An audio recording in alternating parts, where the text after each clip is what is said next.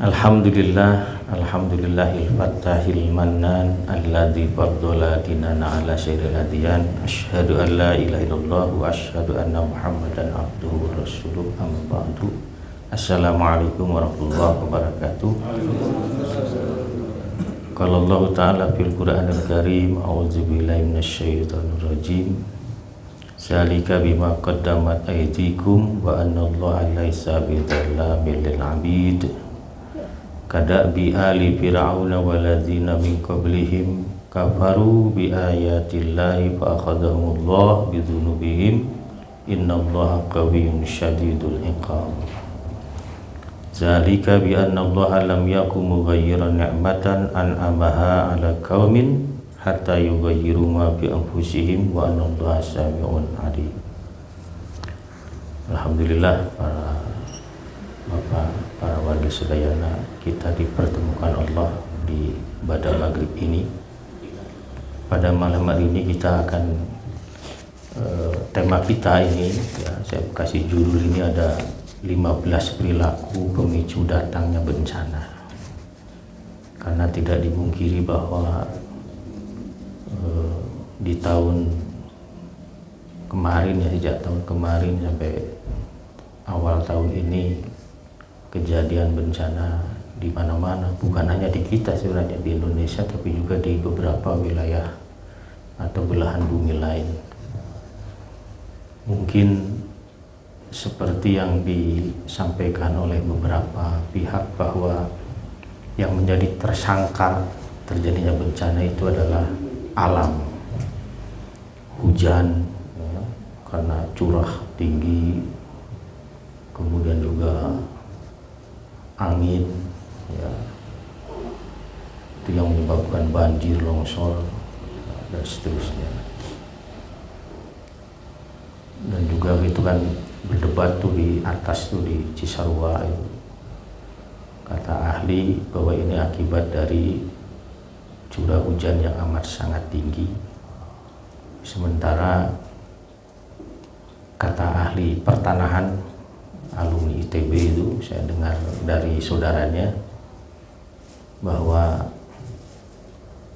tanah di Burangrang itu tertutup oleh tanah vulkanik dan ketebalannya sampai 15 meter ketebalan tanah vulkanik. Sementara tanah vulkanik itu kan berongga dan pasti subur karena dia mampu menyerap air dengan sangat baik dan memiliki kandungan oksigen yang tinggi juga. Itulah mengapa kemudian menjadi sangat subur. Tetapi dengan curah hujan yang tinggi, yang biasanya cuma sekitar berapa, 14 sampai 17 mm, kemarin itu katanya sampai 200. Jadi memang tinggi sekali. Dan tentu tanah vulkanik yang gembur itu tidak akan mampu menahan air yang demikian banyak. Maka terjadilah itu katanya longsor. Dan serta-merta tanaman atau pepohonan yang tumbuh di atasnya pasti akan tergerus karena akar itu panjangnya berapa sih? Mungkin 7 meter atau mungkin 10 meter Pak Arif, ya. Sementara ini tanah vulkanik ini kedalamannya sampai ketebalan 15 meter. Nah, sementara Pak Gubernurnya bilang bahwa ini akibat alih fungsi lahan. Nah, itu kan jadi berdebat juga. Allah alam lah, ya. Tapi yang pasti ini ketemu lah, ya. Bertemu antara ya pasti ada sebab dan akibat lah. Jadi itu kan begini, kalau kita melihat gunung itu kan disebut rawasiya, wa al-qarawasiya fil ardi antamidabiku. Jadi Allah itu meletakkan, ya, gunung-gunung disebut sebagai rawasi. Itu sebagai, kita menyebutnya sebagai paku bumi. Dan ternyata menurut penelitian itu memang benar itu sebagai tetengger, kata orang Sunda itu apa namanya itu, ya, tetengger, nah disebutnya bukan tetengger lah, jadi penghalang gitu. ternyata menurut penelitian juga bahwa itu bukan semata-mata akibat dari lipatan-lipatan lempeng, tapi fungsi gunung juga itu salah satunya adalah menahan angin. Jadi katanya Burangrang itu salah satu manfaat atau guna yang didapat oleh orang Bandung itu adalah karena dia menjadi penahan angin yang terhembus dari Laut Jawa. Jadi angin shot naik ke luhur itu langsung, namun langsung kan ke patata ya. Jadi itu, jadi ya, tapi apapun itu bahwa Allah menciptakan segala sesuatu itu sudah diukur apa yang menjadi maksud dan tujuannya. Ya kan di dalam surah Al-Ghasyiyah kan disebutkan afala yang turuna ilal ibili kaifa khuliqat wa ilal jibali kaifa musibat. Jadi bagaimana gunung itu ditancapkan sedemikian rupa dan tentu memiliki ragam-ragam fungsi dan guna. Pun demikian banjir bandang yang terjadi di Guci, Arif ya, di lereng Gunung Slamet sana itu di Jawa Tengah. Itu kan juga beberapa kabupaten. Ini kan Kabupaten Bandung Barat, Kabupaten Bandung juga itu kan. Kemudian Subang dan Purwakarta kan, Burangrang. Tingginya kan hampir sama Burangrang dengan Slamet itu 3000-an. Itu juga luar biasa. Sebelumnya di Lumajang ya. Dan yang terparah ya kemarin waktu di Aceh, di Sumatera Utara dan Sumatera Barat. Nah, kita melihat sekali lagi bahwa kita melihat itu sebagai sebuah bencana, dan tentu setiap bencana mendatangkan kerugian. Orang boleh mencari sebab dengan ilmu yang dimilikinya, ahli geologi, ahli geografinya, ahli apanya lagi lah silahkan ya. Meteorologi, geofisika atau apa itu silahkan ya. Tapi kita harus melihat bahwa ada sebab-sebab di luar itu, dan sebab-sebab itu terkait dengan perilaku kita, perilaku manusia. Sebab Allah kan bilang di dalam Quran ini surah Al-Anfal ayat 51. Nanti saya bagikan ini atau short filenya seperti biasa ya. Ini sengaja tidak saya terjemahkan, yang ini mah ayat Quran nama. Sebab ya sekali sewang lah PR ya, nanti supaya baca Quran gitu maksudnya ya. Sengaja saya tidak terjemahkan, nanti cari. Zalika bima qaddamat aydikum. Mengapa turun bencana, turun azab, turun musibah? Itu karena apa yang telah dilakukan oleh tangan-tanganmu sendiri. Bima qaddamat aydikum. Kata-kata qaddamat itu artinya sesuatu yang sudah dikerjakan. Jadi tangan-tanganmu itu dulu kan melakukan sesuatu. Nah, akibatnya sekarang yang kamu rasakan itu adalah akibat. Ya mungkin tidak langsung ketika kita melakukan langsung kemudian datang musibah, tidak. Ada ada rentang waktu. Kan seperti pergerakan lempeng bumi itu kan 0, sekian senti per tahunnya, tapi kan lambat laun akan terus sampai nanti sekitar puluh tahun sekian atau ratus tahun sekian terjadilah gempa. Nah sekarang kan yang sedang waspadai adalah megatrust ya, megatrust itu tumbukan besar itu nanti yang katanya akan menimbulkan gelombang tsunami yang dahsyat. Bahkan katanya megatrust ini akan membelah Pulau Jawa ya, dan itu yang menjadi patokannya Gunung Slamet. Katanya nanti akan terjadi sebuah retakan besar dan lambat laun akan terpisah. Tapi itu bagian dari proses sunatullah yang. Tapi apapun itu katanya bahwa bencana-bencana yang menimpa kamu dan itu menimbulkan ketidaknyamanan dan kita menyebutnya sebagai azab, itu bima qaddamat aydikum. Itu akibat dari apa yang telah tangan-tanganmu lakukan. Jadi akibat dari kerja kita, kegiatan kita di masa lalu ya. Nah, kita yang dimaksud itu siapa? Nenek moyang kita, atau mungkin generasi yang dekat dengan kita yang mungkin juga masih hidup. Mereka yang melakukan, kita merasakan akibatnya, dan apa yang kita lakukan hari ini bisa jadi nanti anak cucu kita akan juga merasakan akibatnya. Coba itu kan pabrik apa itu kertas ya, yang di mana? Yang di Sumatera Utara itu kan. Itu kan akhir tahun 80-an pada awalnya itu. Kemudian beroperasi kan. Nah, kan sekarang itu kejadian luar biasanya itu bukan terjadi. Jadi wa annallaha laisa bidzallamil lil abid. Karena Allah itu sungguh tidak berbuat zalim kepada hambanya. Jadi ini yang harus kita pastikan, bahwa apa yang menimpa kita dan itu adalah ketidaknyamanan, itu bukan karena kezaliman Allah. Al-abid itu ada al-abid, ada al-abdu. Kalau al-abdu itu artinya hamba yang disayangi. Kalau al-abid itu adalah hamba pendosa. Kepada pendosa sekalipun Allah tidak akan berbuat zalim. Mengapa demikian? Karena kan Allah selalu bilang, kebaikan yang kamu lakukan dibalasi 10 kan gitu. Tapi kalau keburukan yang kamu lakukan dibalasi. Jadi Allah tidak berbuat zalim. Jadi tidak karena kita lakukan kesalahan kemudian kita dilipat gandakan itu dosa. Nah, ini kemudian saya ingin menyampaikan maraton saja ya.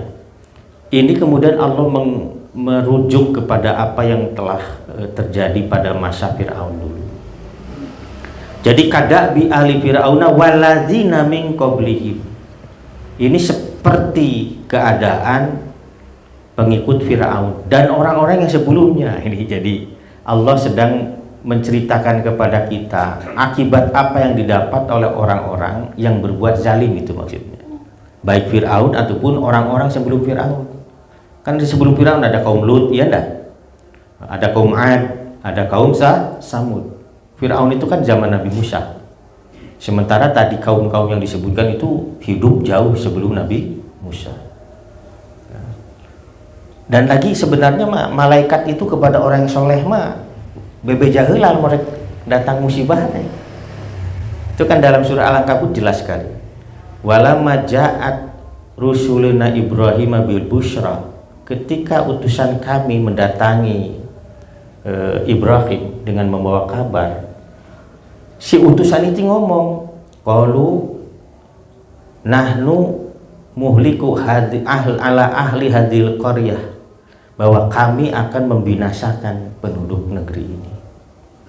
Kata Ibrahim, qala inna fiha lutan, tapi di negeri itu ada Lut, orang yang soleh, orang yang baik.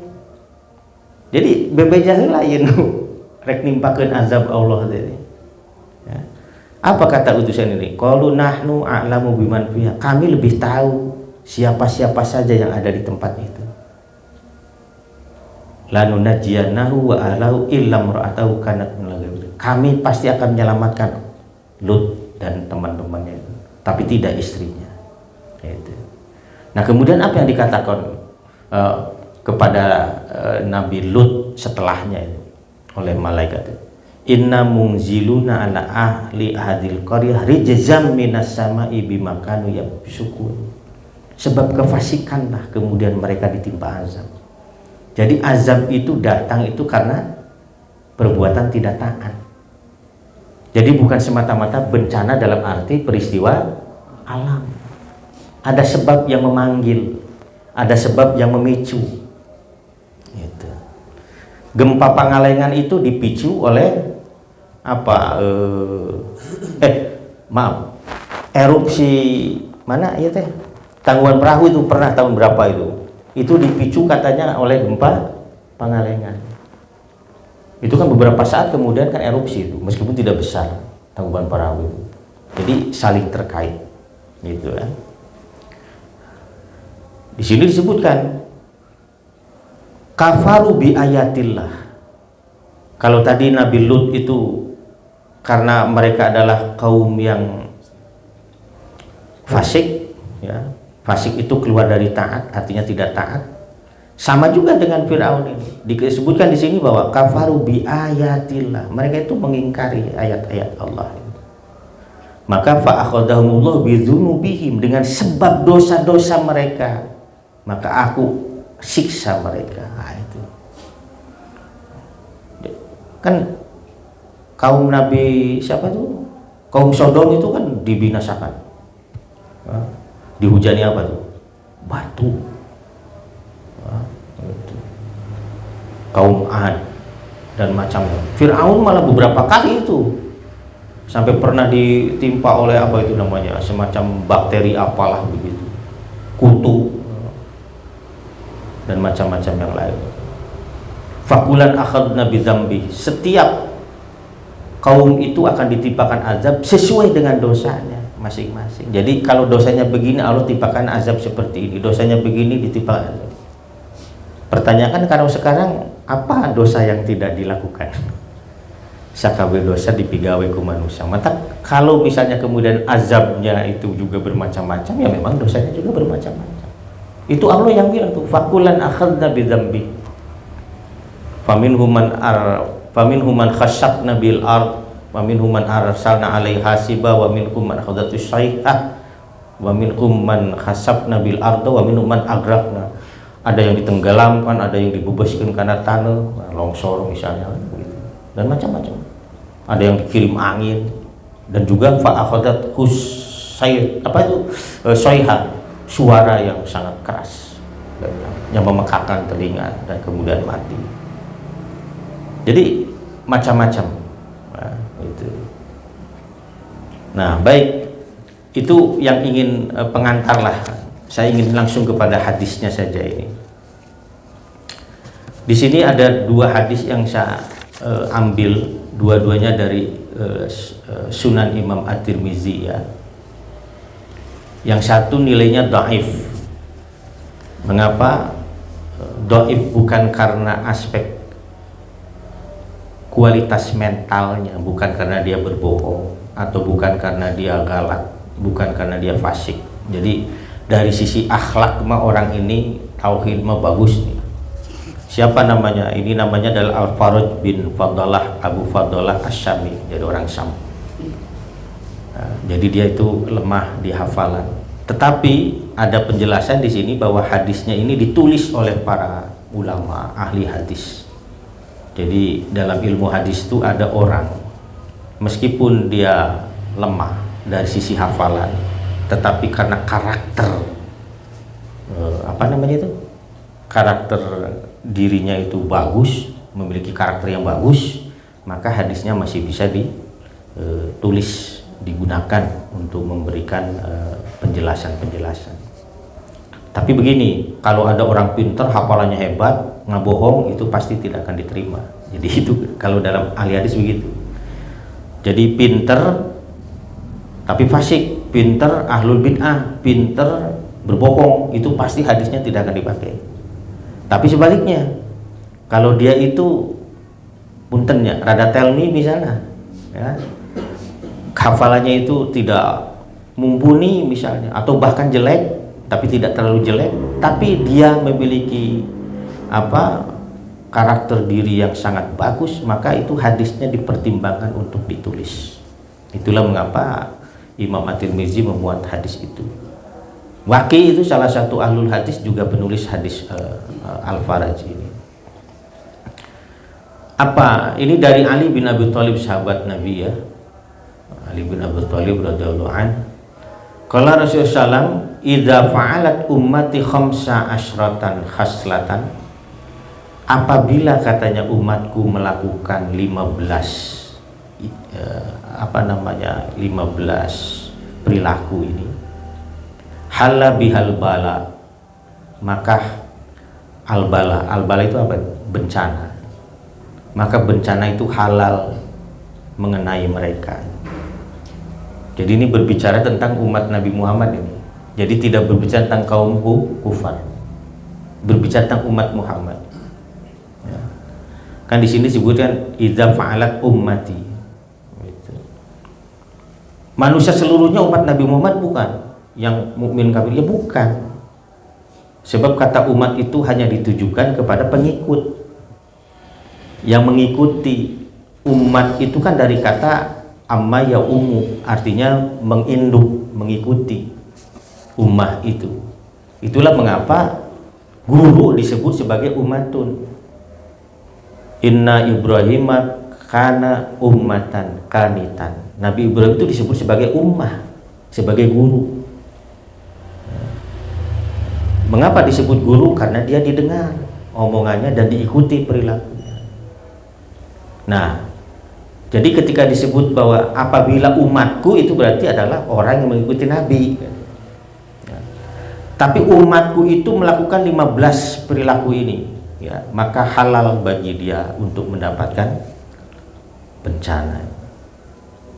Kemudian ditanya Nabi itu, wa mahunna ya Rasulullah, itu yang 15 itu apa saja? Idza kanal magnamu dualan. Yang pertama, apabila harta rampasan perang itu dimonopoli, diputar kepada, diperuntukkan bagi atau kepada kelompok tertentu saja. Dualan, artinya berputar saja di kelompok. Harta rampasan perang kan mestinya dibagi. Dibagi kepada siapa? Pertama kan ingat rumusnya itu, Nabi 20%. Betul ya? 1/5 itu berarti 20%. Sisanya itu dibagi kepada para tentara yang ikut perang, sisanya lagi kepada janda-janda, kemudian orang miskin, anak yatim dan seterusnya. Tapi ini katanya kalau harta rampasan perang itu sudah diputar saja kepada kelompok tertentu, diputar. Nah, saya memaknai ini bukan harta rampasan perang, magnam di sini. Apa? Dalam konteks pemerintahan modern itu adalah kekayaan alam. Jadi kalau kekayaan alam sebuah negeri itu hanya diperuntukkan bagi kelompok-kelompok tertentu, itu satu. Padahal dalam undang-undang dasarnya jelas di Indonesia banyak bahwa bumi itu sama lagi dan pokoknya saya tahu lah ya. Kan itu kan dikuasai oleh negara untuk sebesar-besar kemakmuran rakyat. Itu sudah jelas. Tapi ini diputar kelompok tertentu. Dan itu kan sudah terjadi di kita Indonesia itu kan, bahwa kekayaan alam Indonesia itu kan sekian persennya itu dikuasai oleh hanya berapa persen kata itu? 1% ya. 1% dari penduduk Indonesia, itu pun kita tahu siapa mereka. Nah, sementara sisanya itu dibagi kepada 90 sekian persen manusia Indonesia. Jadi wajar saja kalau misalnya banyak dari kita yang belum beruntung atau bahkan tidak beruntung. Pan siapapun bilang bahwa kalau kekayaan alam Indonesia itu dikelola dengan baik, bahkan tidak kerja sekalipun kita dapat gaji, katanya begitu. Asal negara itu mengelola dengan benar saja. Ya kan beginilah sederhananya itu. Negara seperti yang pernah itu Somalia.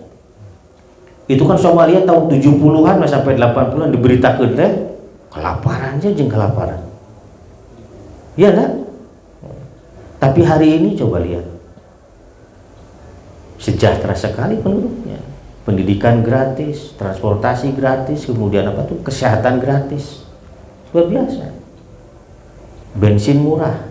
Irak dulu sebelum dihancurkan oleh Amerika, bensin amat sangat murah. Kan kita mah belum pernah mengalami gratis ya. Pasti beli meskipun murah. Dulu waktu booming minyak ya, di tahun 70-an itu sampai awal 80-an. Nah, ini yang pertama ya.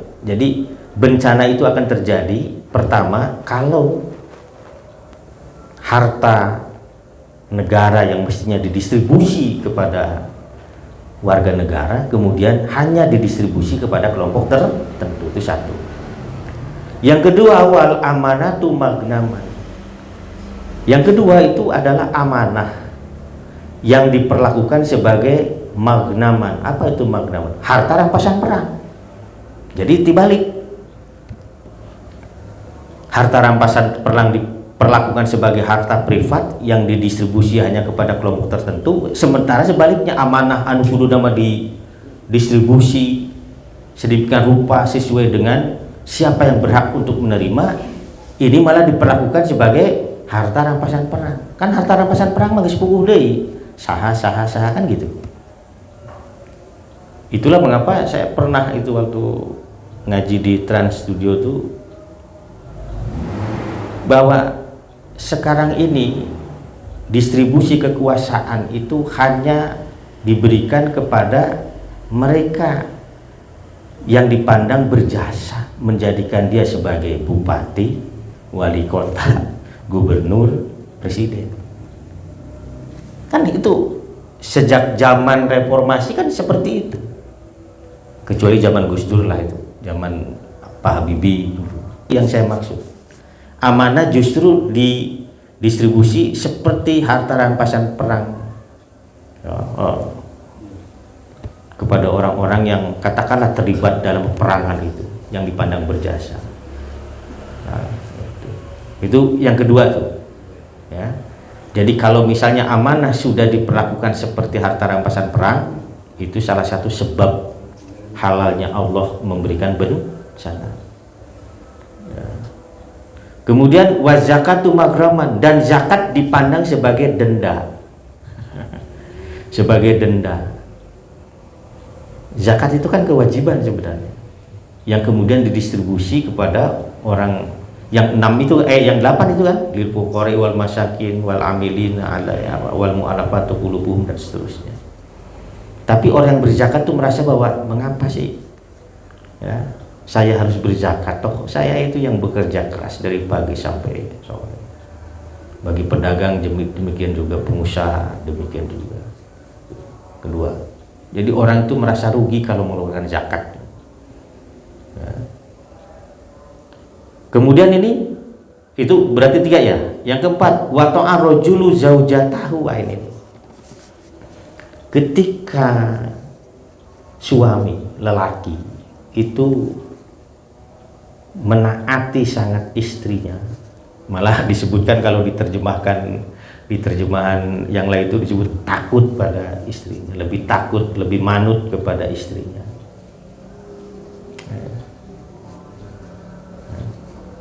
Ini jadi kalau ada suami-suami takut istri, itu berarti sudah masuk pada perilaku ini nih.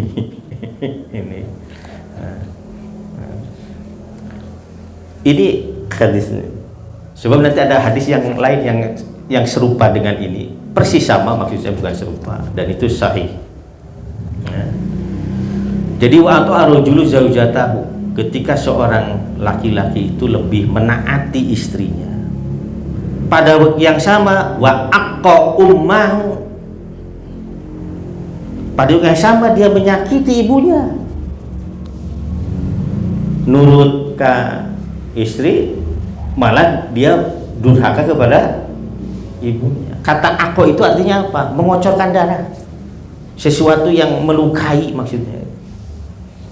Jadi saking cinta na sayang na ka pamajikan, nepikeun ka melahan indungna sok orang dinya nyeri. Itu. Jadi begini Bapak sekalian, selama kita hidup sebagai anak laki-laki, itu ketaatan itu tidak bisa lepas dari orang tua, wabil khusus ibu. Ingat kisah siapa? Alqamah yang susah matinya itu. Nah. Kemudian diminta ibundanya itu tuh datang, ibunya tidak mau datang karena kadung sakit hati. Pernah pada satu ketika katanya Alqamah pulang kerja, dipanggil ibunya, entah alasannya apa dia tidak datang ke ibunya. Maka ketika mati susahnya minta ampun, sampai ibunya baru mau datang setelah Nabi mengancam, lamun teu datang wae ieu Alqamah di duru. Betapa itu ibu kan dia lalamura. Ya kayak masih kena ya indungnya mah. Kalau saya sudah lepas ya nggak ada ya, soalnya dua-duanya. Ini yang masih punya orang tua. Jadi laki-laki itu, ketaatan laki-laki itu tetap kepada kedua orang tuanya, terutama kepada ibundanya. Itu amanat agama itu. Nah, itulah mengapa kewajiban kita suami memberikan pengertian yang baik kepada istri. Tapi memang itu PR yang terberat juga, ya, karena eta mengis jadi naon ngaranna teh, siga mengis jadi rumus. Ya. Nah, seringkali bahwa menantu wanita itu sulit untuk bisa akur dengan mertua perempuan. Gitu. Wallahu alam, tapi kan tidak semua juga sebenarnya. Tidak semua, sebab ada juga mantu perempuan yang sangat baik menghormati. Cuma kalau kita, ya saya kan sering menerima konsultasi lah begitu dari beberapa rumah tangga keluarga, itu hampir rata-rata minantuna kadang-kadang mitohana boga bahasa nanti kia boga minantu teh meuni teu kabeneran, itu ada tuh bahasa seperti itu. Tadi nama cenah keudah rumah satu boga budak awewe sugan cenah minantu awewe teh bisa jadi anak.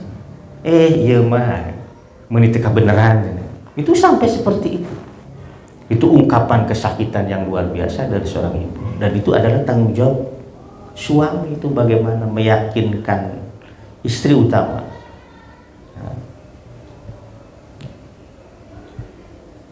Dan itu kan terbalik ya, kalau perempuan justru ketika dia sudah menikah maka ketaatan itu adalah kepada suami. Mengapa? Karena kan ijab kabulna kumaha cing. Sok ijab kabulna hari itu waktu nikah. Saya nikahkan kamu kepada anak saya. Ya kan begitu kan?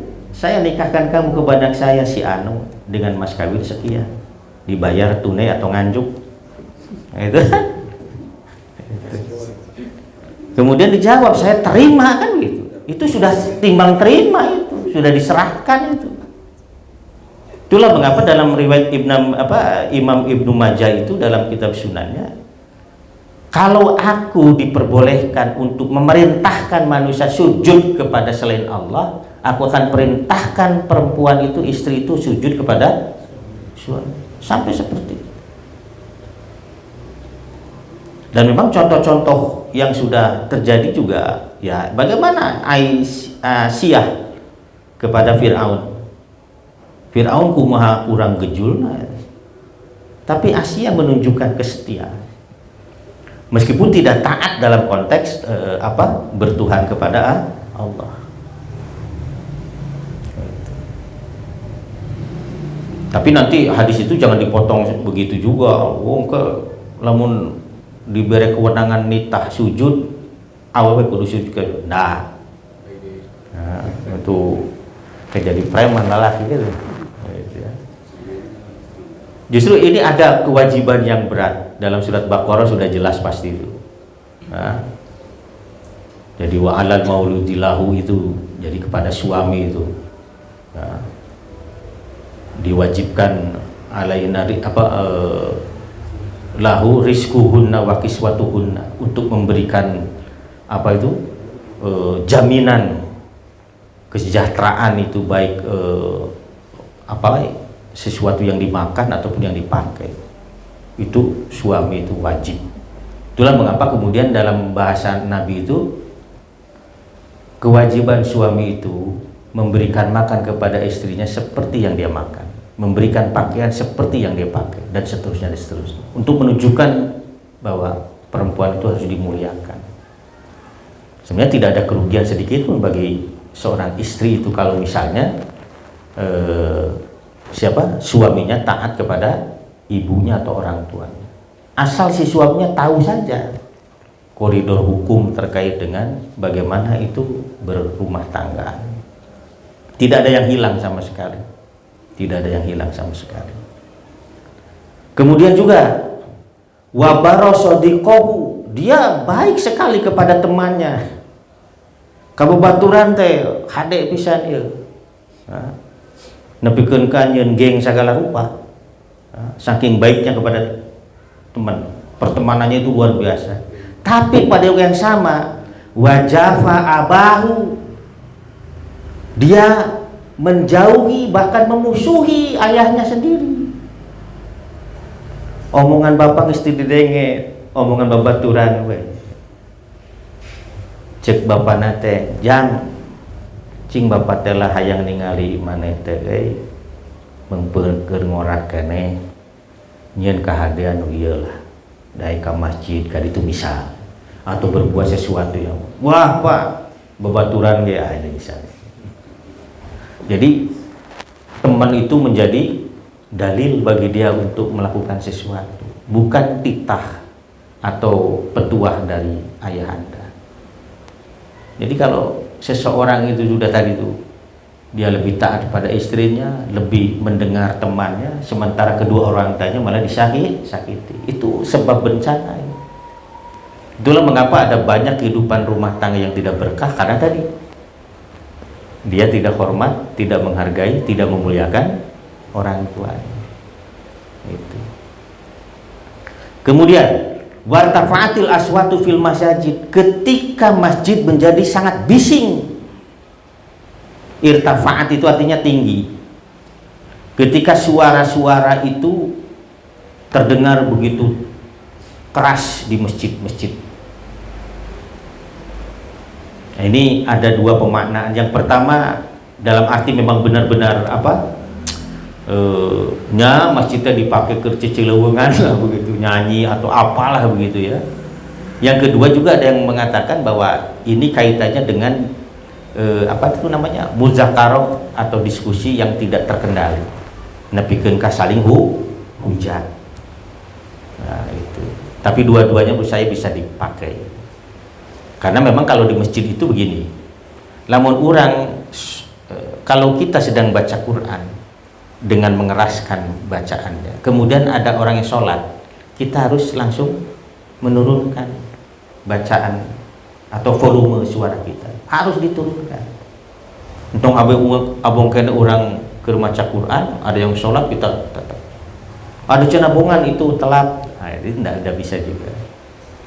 Karena sholat itu perlu fokus, perlu kehusyuan, jadi tidak boleh terganggu. Kieu nu disebut khusyuk teh lain hartina tidak mendengar apapun, tidak merasakan apapun, bukan.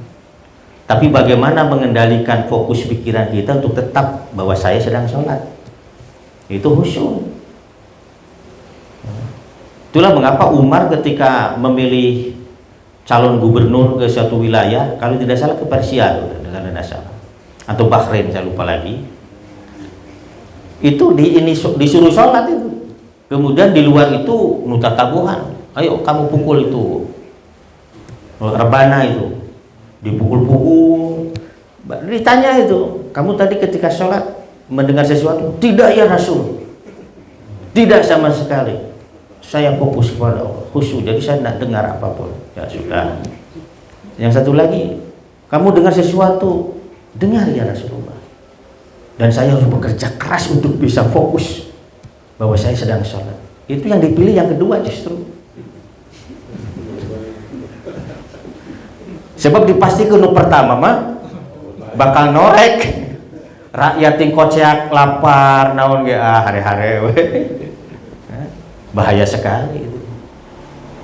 Itulah mengapa Sa'ad bin Abi Waqqas kalau tidak salah, atau siapa saya lupa lagi ya, pernah diprotes oleh penduduknya ya, kepada Umar itu, ini gubernurmu ini sudah mulai tidak benar. Mengapa? Sholatnya itu mengenteng-enteng sholat, dipanggil kan akhirnya. Ini ada laporan bahwa kamu sudah mulai menggampangkan sholat. Emang bagaimana kamu sholat? Ya saya kan mengikuti Rasulullah. 2 rakaat yang pertama panjang, sebab kan selain membaca Fatihah ada surat. Sementara kan rakaat yang kedua cuma Fatihah saja. Nah, Begitu, iya memang itulah yang saya lakukan. Bagaimana mungkin saya akan mengingkari apa yang saya dapat dari Rasulullah. Nah, ternyata setelah diteliti, oh, orang yang melaporkan malah orang yang dengki kepada dia. Nah, padahal ini si gubernur ini baiknya luar biasa. Melaan mana nama cicing digubuk itu gubernur, bayangkan. Nah, dia menyediakan hanya kendi untuk airnya, kemudian tempat tidur yang kasar karena dia tidak dengan istrinya ketika ditugasi. Ya. Luar biasa. Sampai di zaman Umar mah ayah gubernur nerima zakat. Di urang mah malah aya gubernur nerima zakat. Tong borodi pangkat gubernur lah, pangkat lurah ge moal mungkin. Ya kalau RT mungkin di ini masih ada lah, ya. Yang kalau di kita mah nggak mungkin lah. Masa Pak Edi mau nerima zakat? Gitu. Bahaya.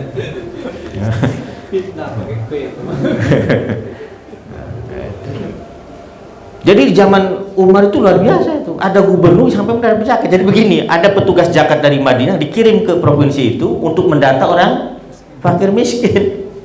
Salah satu yang masuk kategori adalah gubernurnya sendiri, Pak. Umar kan kaget, gitu iya teh. Tapi Umar percaya kepada petugas itu, maka dikirim itu, ya, zakat itu. Kemudian datang, diasongkeun we, cek gubernur teh, ieu naon? Ini maaf sekali, ini hasil pendataan dari petugas yang diturunkan ke lapangan bahwa Anda termasuk yang kategori menerima. Dia tidak mengelak, tidak menolak, memang kenyataannya seperti itu. Tapi kemudian dia ambil seperlunya, sisanya dibagikan deui. Ini bawa kembali, bagikan kepada yang orang yang lebih butuh daripada saya, bayangkan. Dan para sahabat Nabi itu geus dirasa beunghar lamun geus bisa dahar 3 poe berturut-turut, itu luar biasa. Ya memang kualitas iman itu tidak mungkin kita bisa mengalahkan beliau-beliau itu di zaman. Nah, itu. Baik, saya teruskan. Kita kembali ya ke tadi itu. Jadi apa? Kalau masjid sudah mulai bising, ya, rame itu para rubuh, segala ditabe, segala dicorokin. Nah itu. Itulah mengapa. Tapi saya tidak tahu harus bagaimana menyampaikannya itu. Kan ada masjid-masjid tertentu memang yang kadang-kadang tidak tahu waktu juga, celewungan lah gitu ya. Yang dibacanya bagus, tapi waktunya tidak tepat, atau tadi suaranya. Mengapa pula misalnya harus dikeluarkan kalau bisa di dalam misalnya. Sebab Nabi pernah bilang, irba'u aswa takum, rendahkan itu suaramu, rendahkan. Kalau di kita kan berapa menit Pak Tahir? Tahriman teh sok seberapa menit? 7 ya? Sebelum azan? Ya cukup lah. Di lembur mah masih kan setengah jam memek, waduh luar biasa itu. Ya? Iya, betul itu. Oh benar. Nanti coba pas puasa itu, wah luar biasa itu. Tapi kalau kita protes sigalin Islam wae. Jadi kita teh disangkanya apa begitu ya? Padahal Nabi itu sudah mengajari kita sebenarnya. Ya? 10:30 ya. Kan itu waktunya rehat. Nabi itu kan setelah Isya itu tidur Nabi mah itu. Sebab beliau nanti akan bangun di tengah malam atau sepertiga terakhir. Kemudian wakana zaimul qaum ardalahum. Nah ini, kalau ini nih ya, ini menarik sekali. Kalau yang menjadi apa itu? Zaim itu orang yang menjadi penyambung lidah. Ya, orang menyebutnya wakil rakyat lah, naon bahasa nanti itu. Ya. Wa kana zaimul qaum. Ya, kalau saya masih singkat saja lah. Para pemimpin. Kalau para pemimpin itu, kalau pemimpin satu kaum itu adalah ardalahum, orang yang akhlaknya rendah. Ardalun itu artinya rendah. Bahkan di sini disebut ardalahu, akhlaknya yang sangat rendah. Sekarang kan sedang heboh di Amerika, dibuka apa itu? Epstein itu, dokumen Epstein itu, yang sudah mengakui kejahatannya dan mati bunuh diri tahun berapa, 2019 ya? Epstein ya, betul ya, betul. Itu kan jutaan ini katanya itu file, dan itu berisi informasi perilaku para pemimpin dunia, termasuk video, gambar dan macam-macam yang lain. Jadi kita mikir ya memimpin dunia, ya nanti memang ya seperti itulah ternyata. Sampai maaf itu tersebut juga itu yang Uni Emirat Arab tuh, Salman bin Zaid ya, itu tersebut juga. Tapi kan begini, orang malah berkomentar, itu jutaan, bisa jadi ratusan juta kalau mau dibuka. Ya memang kenyataannya masyarakat Amerika itu adalah masyarakat yang sangat menjunjung tinggi moralitas calon pemimpinnya. Barijeng manena pika sebelum rakyatnya kayak gitu. Tapi hayang pemimpinnya men bersih. Itu rakyat Amerika. Di kita juga sebenarnya sama, cuma karena sebagian besar para rakyat kita itu adalah, maaf, pendidikannya kan rendah. Kan katanya 60 atau 70% itu kan lulusan, maaf, sekolah dasar. Terbahagia. Matak sindiran rakyat jadi luar biasa, ningali teh nuker ngojai di banjir ke bahagia apa itu. Ya memang rakyat Indonesia menarik, memang uniknya. Sesusah apapun seri we. Pancilah kali untung wae. Untung we teu maot bahasa. Tapi maut dia untung maut lamun hirup karunya cina bahasa. Aduh ya Allah, itu benar menunjukkan bahwa warga Indonesia itu bahagia memang. Entah, enggak tahu itu mental warisan di mana gitu ya. Itu serba untung. Nyainak ya untung itu maut. Pas maut untung maut gitu. Ya nu berenur mana gitu kan. Itu. Jadi wakana zaimul qaum ardalahum. Ketika apabila pemimpin satu kaum itu justru yang punya akhlak rendah, yang tidak punya moral, ya kita pastikan itu mereka yang tidak punya moral itu kan berbohong, ingkar janji, perilaku, maaf ya, perilaku fahisyah, kotor, ya, jorok, ya, atau apalah namanya itu. Dan itu adalah fenomena di akhir zaman itu. Nabi sudah mengatakan itu. Sebetulnya umat Islam itu mestinya dengan membaca hadis ini harus sudah mulai paham bahwa ketika kita memilih pemimpin yang seperti ini, berarti kita sedang mempersiapkan diri menerima bencana, azab. Itu sebenarnya. Tapi kan sekarang rakyat tuh kadang-kadang, kan orang Indonesia mah disebutnya gampang pokok jeung pemaaf. Ongko dinya nyeri sebeberapa hari kemudian pokok. Iya tah itu. Sembako geus langsung pokok we. 5 tahun teh pokok we. Ayeuna we. 50.000 ke 5 tahun. Sapua jadi sabaraha perak eta.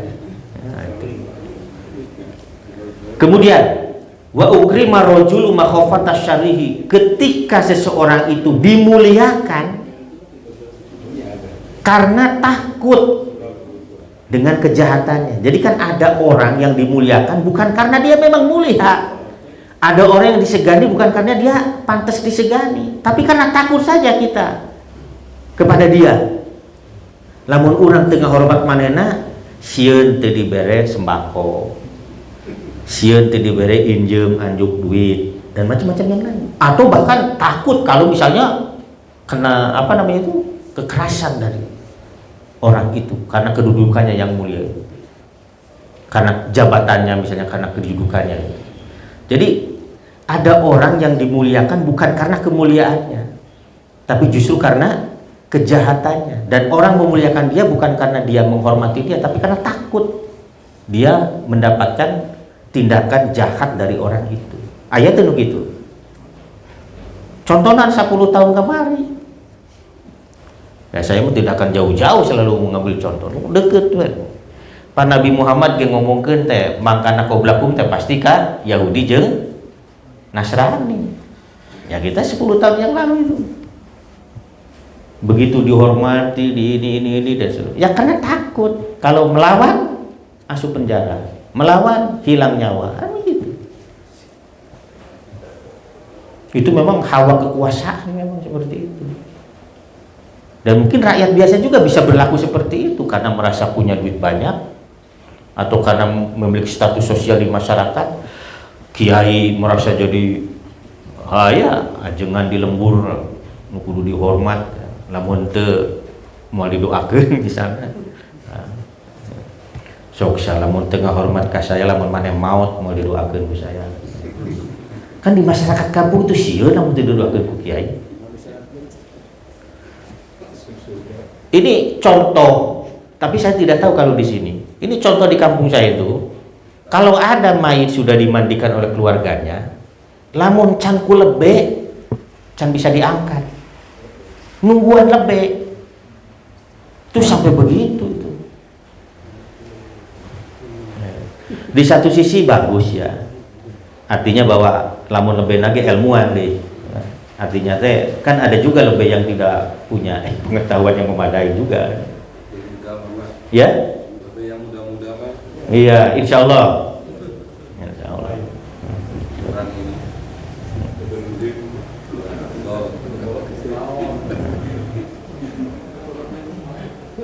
Menyepan orang mah, iya betul itu. Apa senioritas ya? Karena ini, waduh masih kudu. Orang nunggu jalan ringkih lah gitu. Nah itu karek sampurna, karek abdol ya. Kemudian wasuribatil khumur, ketika khamar itu telah marak diminum dan menjadi minuman biasa. Jadi ketika diungkapkan dengan kata-kata apa itu fi'il majhul, menunjukkan bahwa itu menjadi sebuah kebiasaan. Wasuribatil khumur artinya bahwa ketika khamar yang mestinya tidak diminum sekarang diminum. Itu ini tapi memang khamr itu laten ya kalau di gitu. Bahkan ini kan diceritakan kalau orang Islam sudah meminum khamar. Kemudian walubisal harir. Harir itu apa? Sutra, kain sutra. Sutra itu kan dilarang dipakai oleh laki-laki. Nah, ketika sutra sudah dikenakan dipakai oleh laki-laki, tapi malah begini saya memaknainya itu, setuju dengan beberapa pemahaman ulama. Harir itu adalah simbol apa namanya juga? Bukan kegagahan, keindahan. Itu kan sutra itu keindahan. Jadi beginilah, kalau laki-laki itu sudah mulai bersolek, berdandan, itu maksudnya. Walau bisal harir, disimbolisasi dengan kain sutra. Sebenarnya mah bersolek, berdandan. Nah, jadi ketika laki-laki sudah mulai bersolek, berdandan, ya. Nah, itu. Non cina kelompok tulang lunak non bahasanya itu, tulang lunak gitu ya. Itu. Ya lelaki mah kudu jiga lelakinya gagah. Ya mah uangnya udah naon lempang agaleongnya itu. Bisa harir. Nah kemudian, nah ini yang luar biasa. Waktu khidatil kainat wal ma'azib, ketika penyanyi perempuan itu sudah mulai ditampilkan. Ketika al ma'azib itu artinya alat-alat musik sudah mulai dipanggungkan. Tapi al kainat bukan sekedar penyanyi, tapi juga sekaligus ngedance, tari. Naon ngaranna teh? Joget kainat itu. Jadi penyanyi sambil joget, bernyanyi sambil joget. Ya? Ada itu. Make hareupna ciga nu bener Ay pas malik nepikeun kana bujur. Aduh ya Allah ya Rabb. Ya, pernah jujur saya pernah tertipu. Kakaraeun si ieu sopan begitu ya. Benar itu. Saya ngomong sambil, "Mah eta kakaraeun si," saya tidak akan sebut namanya lah. Mungkin bapak-bapak juga tahu itu. Hari pas belok, innalillahi ya Allah ya Rabb. Itu kasebulan, "Mah pinahkeun gitu." Jadi ya Allah. Jadi alusnya memang tadi ditingali ya weh. Bisi katipu tadi itu. Hareup juga nu nyarapi pas malik nepikeun kana bujur soekna teh. Ya Allah ya Rabb. Itu benar itu. Nah ini coba waktu khidatil kainat wal ma'azib. Ketika penyanyi penari perempuan sudah ditampilkan. Sekarang coba jarang sekali penyanyi laki-laki kan, hampir kebanyakan penyanyi perempuan. Jeung lamun teu ngigal teh jigana teh sampurna nyanyi teh. Cek manehna gitu. Jadi apa itu? Iltibas ya, terjadi semacam pencampur adukan antara yang hak dengan yang batil itu terjadi. Padahal itu dilarang sama sekali oleh Allah itu. Alat-alat musik juga. Itulah mengapa kan kemarin ribut itu kan. Hari musik teh haram atau halal gitu, rame sampai berdebat. Yang lain mengatakan haram, yang ini ya. Bagaimana pendapat saya? Kalau saya mau begini, sejauh bisa mengajak orang untuk mengingat Allah dalam rupa dan bentuk apapun, sepanjang itu adalah dunia, itu boleh. Itu dalam pandangan saya ya. Kecuali kalau barangnya memang sudah haram, maksud saya itu. Kalau barangnya haram ya rek dikumakeun nya teh bisa. Barang haram tidak otomatis menjadi halal karena dipakai untuk sesuatu yang baik, tidak bisa. Ngaja eta teh dipanggil ka dieu teh di paraban babi teh supaya dek ka masjid, di masjid disuguhan babi. Apa menjadi halal? Ya enggak tuh. Itu. Al asya'u itu al mubahah. Segala sesuatu yang bersifat dunia pada awalnya itu adalah boleh. Main catur menang tuh. Ya. Sebab aya nu ngaramkeun. Gitu. Sampai main bola ge haram. Malah diserem-serem, dihororkeun. Lamun main bola sebenarnya eta bola nu disepak teh mastakana. Saha? Sayyidina Husain setelah diri penggal. Itu kan katanya ceritanya cerita ini, walau alam benar tidaknya, bahwa jasadnya itu digusur, iya benar. Tapi kalau kepalanya diambil begini oleh Hajjaj bin Yusuf, benar, itu sejarah faktual. Tapi kalau disepak-sepak saya tidak tahu persis. Memang ngeri itu peristiwa itu, ya. Ngeri sekali. Nah, mau dihoror ke main bola atau temenang haram main bola. Coba petak Kanjeng Nabi, putuna Kanjeng Nabi Husain, Sayyidina Husain. Memang cucu Nabi dua-duanya itu dibunuh. Cucu yang dari Ali ya, dari Fatimah Zahra. Hasan diracun oleh istrinya. Atas bujukan dari orang Yahudi. Nah, sementara Husain dijebak.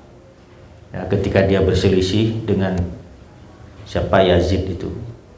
Kemudian orang-orang Kufa mengatakan, ayo datang ke sini, kita akan memberikan perlindungan. Ternyata di tengah jalan dirogal. Ngeri sekali. Cucu Nabi. Tapi memang Nabi sudah sudah tahu bahwa kedua cucunya akan diperlakukan seperti itu. Itulah mengapa beliau kalau melihat dua cucunya itu sering menangis. Sampai berulang kali dia, siapa yang menyakiti keduanya, dia menyakiti. Terus diulang-ulang. Nabi tahu bahwa mereka akan mendapatkan perlakuan yang sangat buruk. Tisaya ta, orang Islam kan. Itu. Kemudian wala'ana akhiru hadil ummah awalaha, dan generasi yang datang kemudian suka sekali melaknat generasi pendahulu. Jadi orang teh geus ngarasa pinter ayeuna ieu teh. Ngaji ngerasa lebih hebat, bisa ke Mesir, bisa ke guru-guru orang teh digogoreng kurang, dilang. Jadi tidak hormat kepada generasi yang telah berjasa meneruskan dakwah sampai kepada kita hari ini. Pan orang teh meureun moal jiga kieu. Lamun teu meunang warisan ilmu ti. Lepas bahwa ada sesuatu yang keliru, lepas ada sesuatu yang salah, manusiawi, tidak harus mencaci. Nah, yang terjadi itu adalah mencaci. Itu saling mencaci itu luar biasa. Wah, itu banyak kalau di media sosial kita lihat itu ustadz-ustadz tertentu yang masih muda-muda itu. Sebaliknya itu nage sawana. Itu kalau umat sudah saling mencaci begitu, rekumah umat Islam bisa maju, nggak hiji. Nah, itu. Nah, kata Nabi, kalau sudah demikian, falyartaqibu inda zalika rihan hamra au khasfan au maskhan. Kalau yang tadi itu, yang 15 itu, ya, itu sudah terjadi, sudah menjadi sebuah fakta realitas di tengah masyarakat kita, maka tinggal tunggu saja itu. Kita akan diazab dengan rihan hamra. Apa itu? Angin merah, angin yang mengandung api, angin yang membinasakan, bisa bentuknya badai, puting beliung atau apapun. Rihan hamra. Yang kedua, au khasfan. Apa itu khasfan itu? Gempa bumi. Nabi itu yang bilang. Khasfan itu adalah yang kaitannya dengan tanah. Jadi ketika manusia itu dimasukkan ke dalam tanah, ya gempa bumi, longsor dan macam-macam. Au maskhan, atau dirubah bentukan kita itu menjadi apa? Memang benar, sudah terjadi itu. Ya.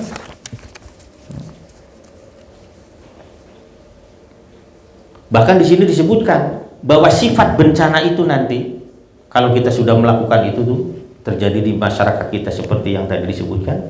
Di sini disebutkan wa ayatin tataba'u kanizomi balin kuti asilkuhu fatataba'an. Maka nanti akan turun banyak bencana yang besar-besar. Dan bencana itu akan terjadi secara beruntun, berturut-turut, teureun-eureun. Kaki to'i balin kanidomi balin kuti asilku, seperti rangkaian mutiara. Kan mutiara masuk di rangkai ya. Nya di jin kalung misalnya gitu. Itu seperti rangkaian mutiara yang terputus talina. Cing, lamun putus talina kumaha? Pasti ngaburusut. Nah, itulah yang terjadi. Kan bencana di sana belum selesai, di sini sudah terjadi. Ini belum selesai, di sini terus saja seperti itu. Jadi kalau saya melihat bahwa inilah sebab-sebab ilahiyah, dan itu dikarenakan perilaku kita sendiri. Jadi kita yang mengundang bencana itu. Tadi sikap kita kepada orang tua, kan begitu tadi itu.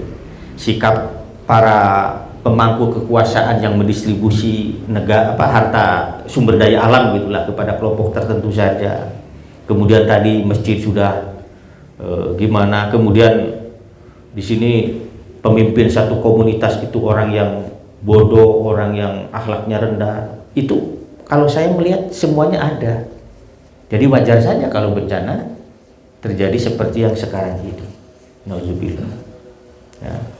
Nah ini ya, jadi nanti silahkan dibaca lah ya.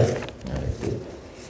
Jadi intinya adalah bahwa kalau saya menariknya begini, bahwa ternyata memilih pemimpin salah itu adalah mengundang bencana itu ada. Jadi kalau kita memilih pemimpin yang seperti yang tadi disebutkan, berarti kita sebenarnya sedang menyiapkan diri untuk menerima bencana. Nauzubillahimin. Mudah-mudahan ini mungkin mestinya menjadi sebuah kesadaran umum di masyarakat muslim utama, ya. Dijauhkanlah dari kepentingan dunia lah begitu ya. Sebab prihatin juga lah, ada banyak juga, maaf ya saya harus sebutkan lah itu, tokoh-tokoh masyarakat, kiai, ajengan, ustadz begitu yang saya harus sampaikan ini ya, yang apa namanya, yang karena kepentingan duniawi kemudian rela merendahkan dirinya di hadapan orang-orang yang punya maksud-maksud buruk, beri amplop fasilitas pesantren atau apa, madrasah atau apa, kemudian ikut saja padahal tidak tahu bahwa di balik itu ada maksud tertentu, pembungkaman misalnya. Jadi ketika nanti katakanlah yang menjalankan roda pemerintahan itu tidak melaksanakan sesuai dengan yang semestinya berdasarkan undang-undang, cicing we daru masa tadi bisa dibere. Nah itu celaka sekali kalau seperti itu. Nauzubillahi min. Itu saja, mungkin ada yang mau ditanyakan, boleh silakan terkait ini.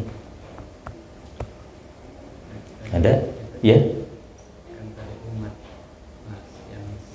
Umat itu dapat bencana. Kan begini, sifat bencana itu akan menggusur siapapun di area itu. Dalam bahasa Quran itu kan, wattaqu fitnatal la tusibanna alladzi nadzalamu minkum khassah. Jadi fitnah itu akan mengenai ya kepada siapapun, bukan hanya terkhusus kepada orang yang berbuat salahnya saja. Jadi orang yang tidak berbuat salah juga kena imbasnya juga. Cek bahasa Pak Zainuddin MZ makia, betul, yang judi low katanya, yang berzina low katanya, yang mabuk low katanya. Tapi ketika terjadi bencana bukan cuma low gitu, yang kena semua juga kena. Ya, maksudnya jelas sekali bahwa ya seperti sebuah kebakaran itu tidak hanya pada area di mana titik api itu mulai muncul, tapi pasti akan menyebar kemana-mana. Itu Pak Selamat. Ya. Jadi saya jadi ingat pendeta Nasrani, saya tidak tahu apakah di Afrika atau di mana. Dia malah mengatakan jelas ya, untung katanya masih ada orang Islam. Kalau tidak sudah semua LGBT kan gitu. Jadi umat Islam itu memang benteng kemanusiaan, generasi manusia, benteng kebaikan sebenarnya. Cuma rata-rata di kitanya sendiri ini belum kokoh memaknai bahwa dirinya itu adalah benteng kebaikan bagi semesta. Itu dalam Quran kan jelas, kuntum khaira ummatin ukhrijat linnas ta'muruna bil ma'ruf wa tanhauna, dan seterusnya. Jadi itu Pak Slamet ya. Jadi tentu kita yang samuhajirinin kialah berbuat baik saja. Insyaallah kita akan menjadi baik. Cukup mungkin ya, insyaallah mudah-mudahan kita semua menjadi pendengung-pendengung kebaikan dan pelaku kebaikan, supaya kita menjadi obor yang mencahayai seluruh dimanapun kita hidup dan berada.